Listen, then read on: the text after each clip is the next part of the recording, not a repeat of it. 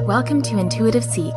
My name is Mary Treen, and every week I aim to bring you a grounded approach to all things intuition.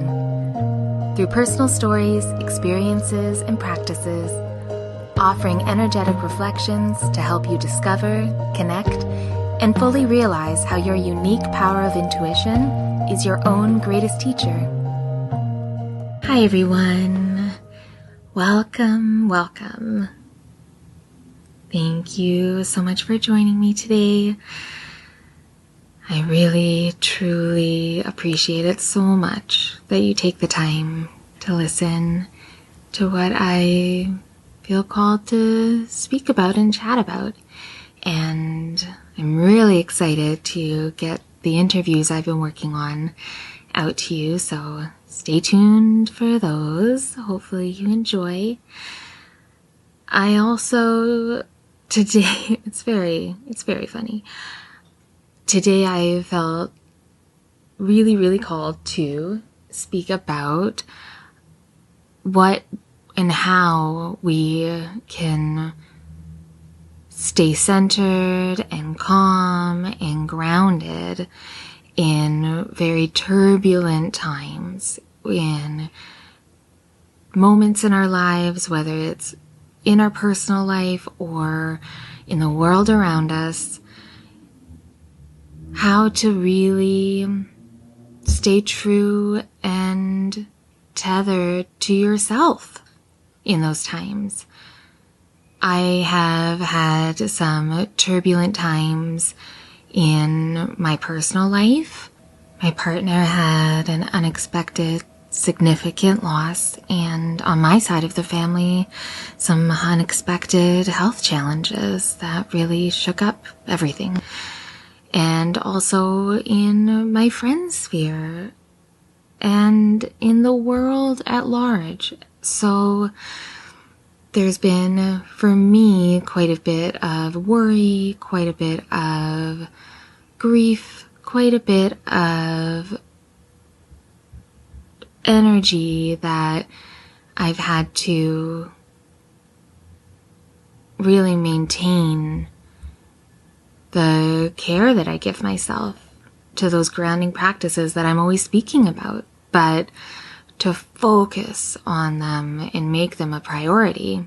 I wasn't sure if I even was going to record a podcast for this week because I have been focused on a lot more and focusing my energy on a lot more than kind of creating. I haven't felt like I had a lot to offer. And I'm sorry if I'm being vague, but the specifics don't really feel necessary right now. I feel like if I delve into specifically what I've been moving through and going through, it may just kind of confuse what I need and what hopefully I can offer to you too. Because I did feel inspired today. And this is earlier in the week. And I felt inspired to really talk about how we can take care of ourselves. What happens in the turbulence of our lives as a plane goes overhead. And I will not re-record. I'll just let that plane go by. And there are also quite a bit of people outside that even with the window closed, you may be able to hear them. So I am accepting all of that mini amount of chaos around at the moment. So I hope you can too. So right before I kind of hit record, I had set up all of my equipment and gotten comfortable. I record on my coffee table in my living room, and I have one of those quite long, almost like surfboard shaped kind of 60s wooden coffee tables, a little bit lower. And one of the legs just gave out really quickly, like in a split second. One of the legs gave out and everything fell off. And I had 4 candle holders. I didn't have any candles lit, luckily, but they all fell onto the carpet, but I have the hardwood, so the carpet doesn't cushion the fall too much. So 2 of the candle holders broke, and so there was glass and kind of candle stuff all over the carpet, and my microphone fell. Everything fell. My computer didn't, which was nice. And I had to laugh. I had to laugh because it was such an example of staying calm and staying centered and staying kind of grounded in reality when things are shaken up. Because even though today I was surprised that I thought, okay, you know what? Actually, yeah, I do want to record something, put something out for your ears today, for this week. Because I really thought, well, you know, I may just take this week off.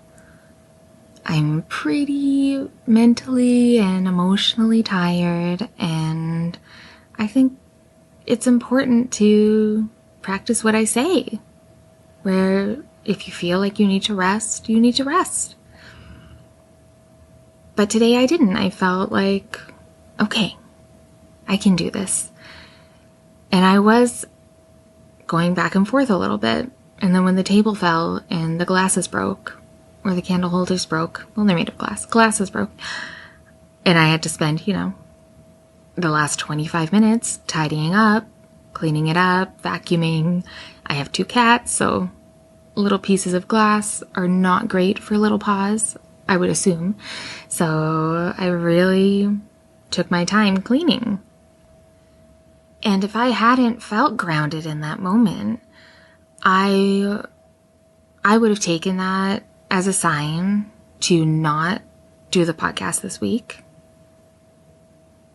I would have probably let that, or used that moment of my table crashing down and things breaking as a moment to, unleash my emotions and to get really mad and frustrated. And there's nothing actually wrong with it, or with that way. I don't think.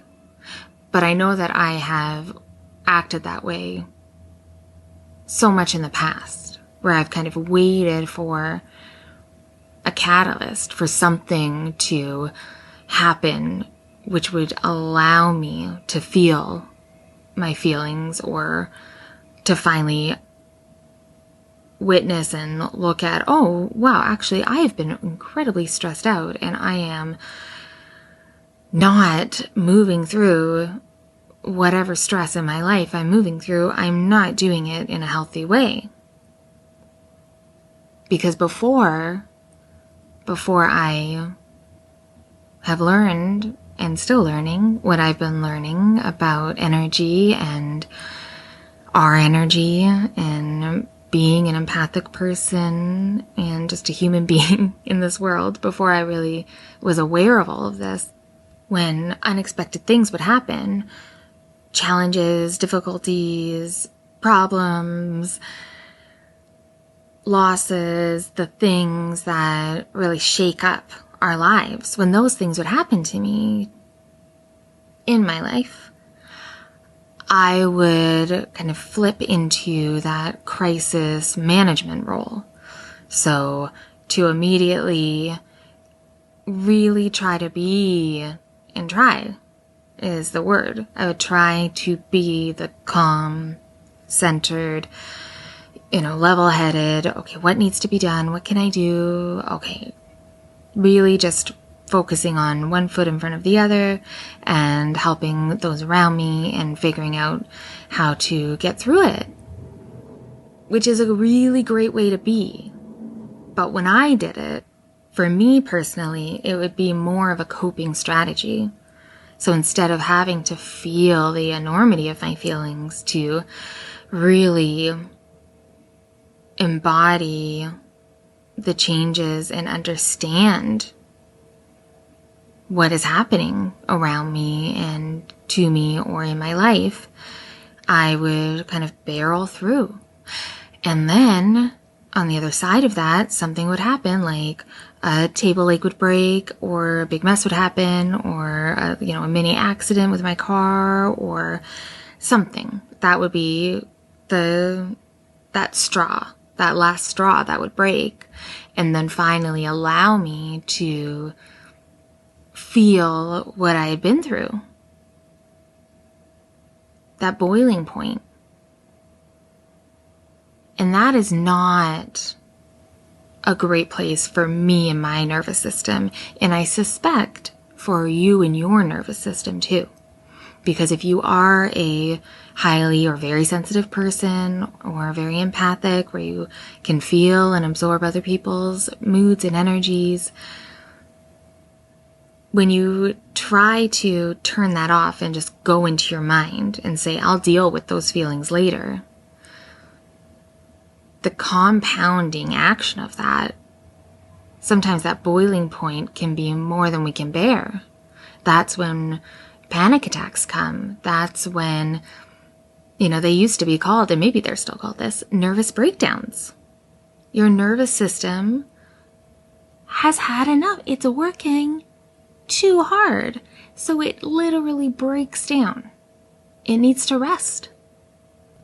So actually dealing with the feelings and the reality of your life during these kind of turbulent times, that is a way to help your nervous system work in its best capacity, or at its best capacity. But how do we do that?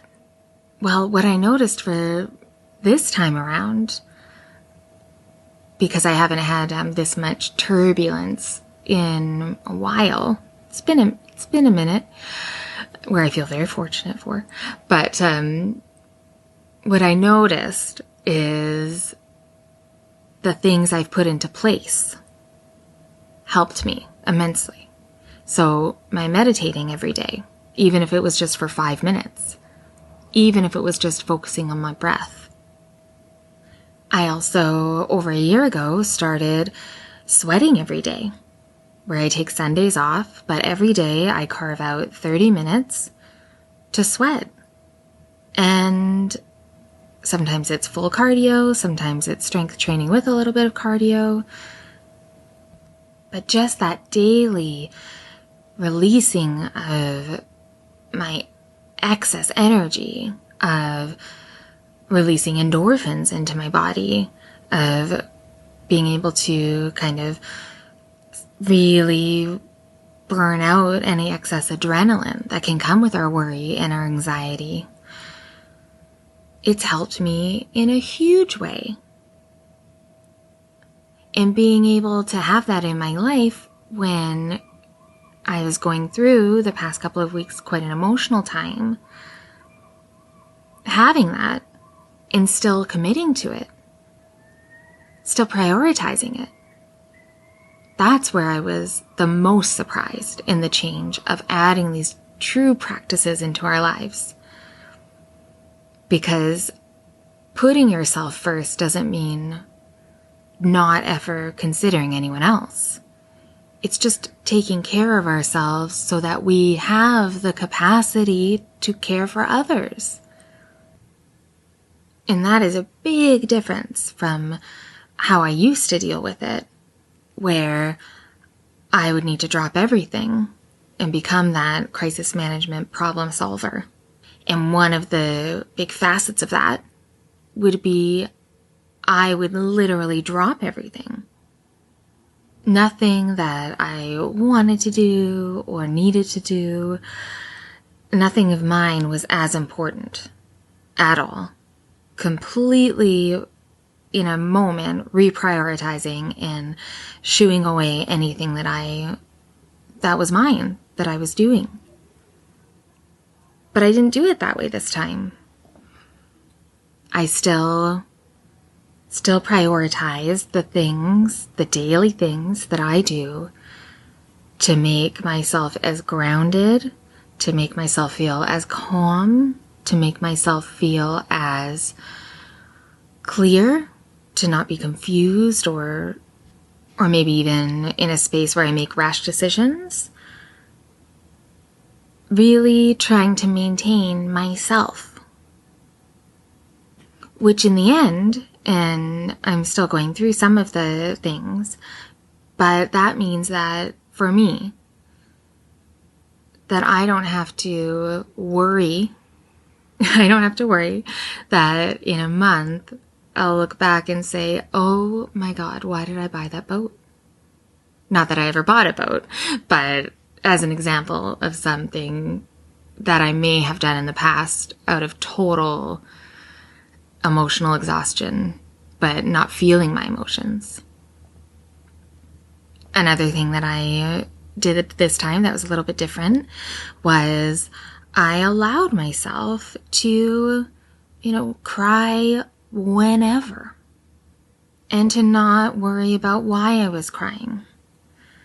Not to worry about if I'm crying too much. I don't know if you ever had that, where I think a lot of times too, because I didn't cry for so much of my life, many times some people, and this is how I would be afraid that if I started crying, when would I stop? I didn't want to lose it.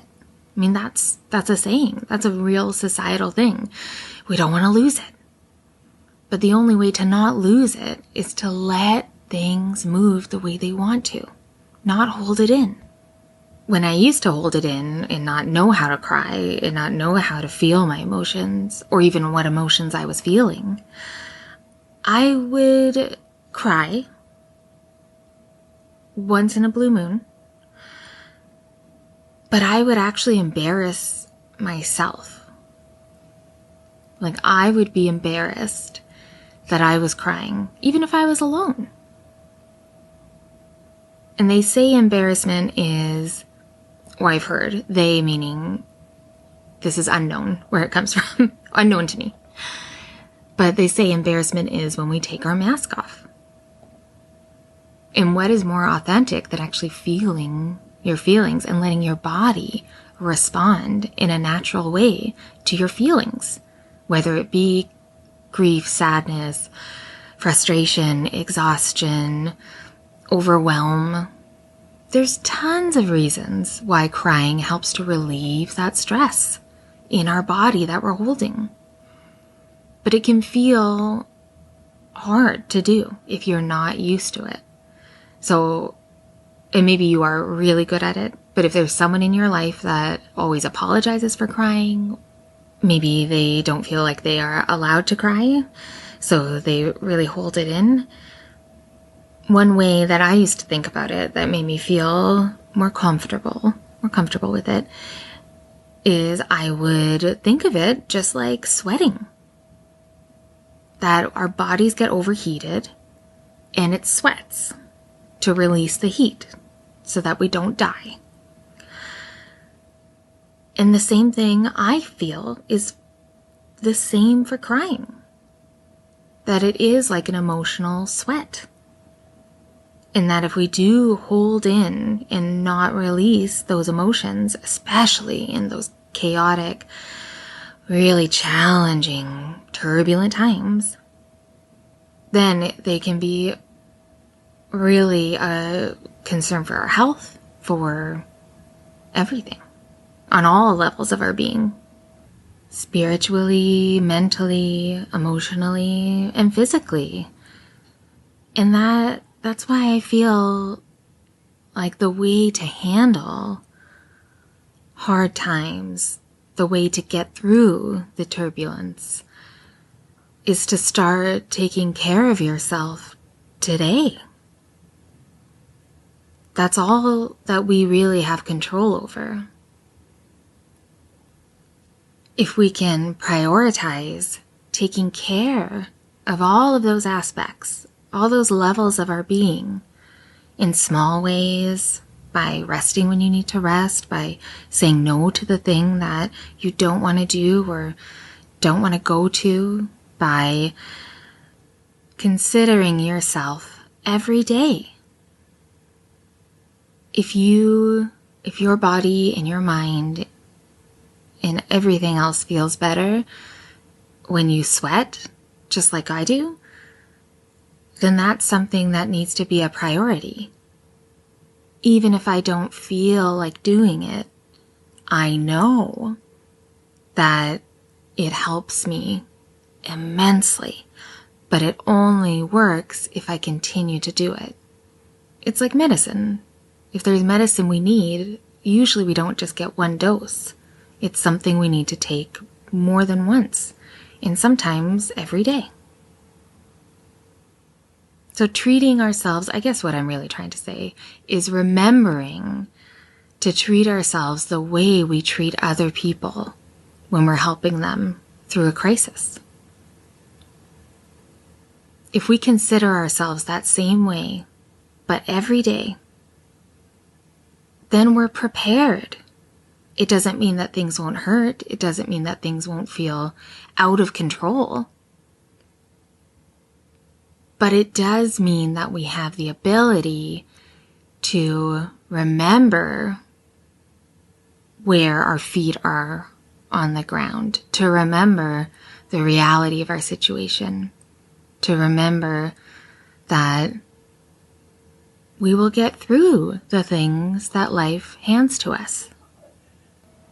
And I love the word turbulence for the challenging and more chaotic times in our lives. Because turbulence, real turbulence, is not dangerous. I was just reading this article that a pilot wrote, and he was speaking to that turbulence is not dangerous. A very, very small percentage of it is, and it has to be extreme. That when we feel turbulence, it's just as if the plane was a car and it was on the rockiest road. So it's a bumpy ride. But the plane is not going to fall out of the air. When we're on a rocky road, usually we know we're not going to drive off the side of a cliff. It's just uncomfortable and not what we want. We want the smooth road. We know how to navigate that. But a rocky road, we don't know where the rocks are. We don't know how many there are, if what we already went over was as bad as it's going to get. But we do know when we're on a rocky road that eventually the road will get smooth again.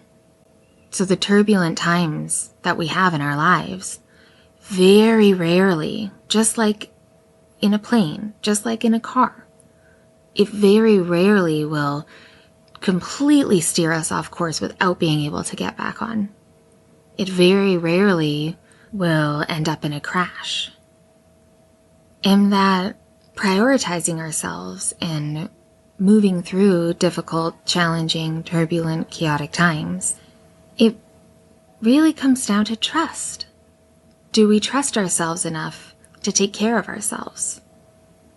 Do we trust ourselves enough that when those times do happen, do we trust ourselves enough that we're going to be okay? Because we have been taking care of ourselves, and we know ourselves enough to know how we can treat ourselves so that we will be okay. And that kind of trust is really a lot of love. To love ourselves enough to take care of ourselves. Because even if it's not a personal challenge, the world is in its own turbulence. So if you can take care of yourself, the world around you won't pull you away from what you need. It won't pull you away from yourself. Loving ourselves enough to consider ourselves every day will create such a beautiful foundation that can act as a safety net on those days where the turbulence may feel a little too strong, because you will have considered yourself enough that you are prepared for it. And if you're not sure when or how to consider yourself to do the things that you need, if there is a daily practice that maybe you're missing, remember that you have the answers inside of you. Just get really quiet and listen to your intuition, because it will tell you exactly what you need. And maybe what you needed was to get quiet. So trust that. And thank you for listening to this episode of Intuitive Seek. This really helped me to remember to keep prioritizing what I need during everything.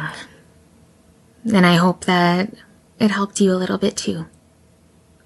I'm going to keep the ending more short this week. Feel free to email me or message me on Instagram at Treenlight, TREENLIGHT. There's always links in the show notes, but if there's anything you'd like to share, I would love to hear from you. Be kind to yourself, and I'll talk to you next week.